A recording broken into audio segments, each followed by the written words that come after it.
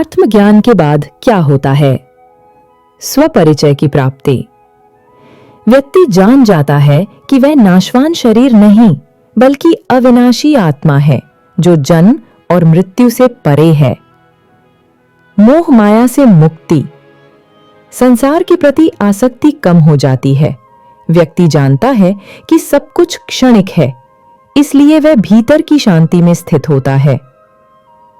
कर्मों से अलगाव। आत्मज्ञानी जानता है कि कर्म शरीर और मन से जुड़े हैं, आत्मा उनसे अछूती है। इससे कर्म बंधन से मुक्ति की शुरुआत होती है।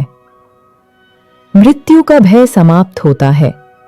जब यह बोध होता है कि आत्मा अमर है तो मृत्यु केवल एक परिवर्तन लगती है, भय नहीं।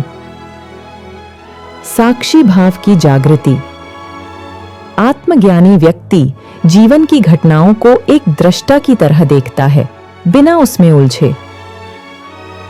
शांति और आनंद की अनुभूति। भीतर एक निरंतर शांति और आनंद का स्रोत प्रकट होता है जो बाहरी परिस्थितियों से प्रभावित नहीं होता। दूसरों के प्रति करुणा।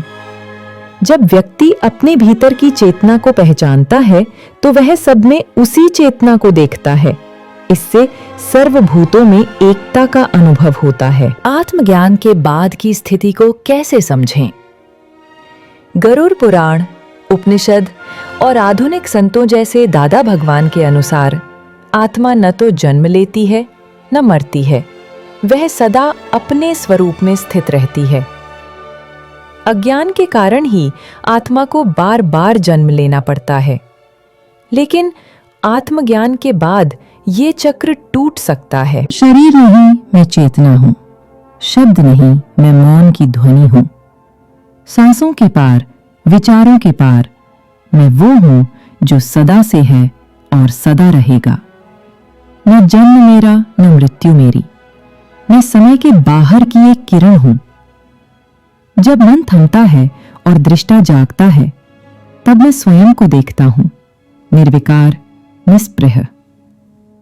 माया के रंग फीके पड़ जाते हैं जब आत्मा का प्रकाश भीतर चमकता है। न कोई प्रश्न, न कोई उत्तर, बस एक मौन जो सब कह जाता है। मैं जल नहीं, मैं उसकी तरंग हूं। मैं दीप नहीं, मैं उसकी लौ हूं। मैं देह नहीं, मैं उसका साक्षी हूं। मैं नहीं और फिर भी सब कुछ हूं।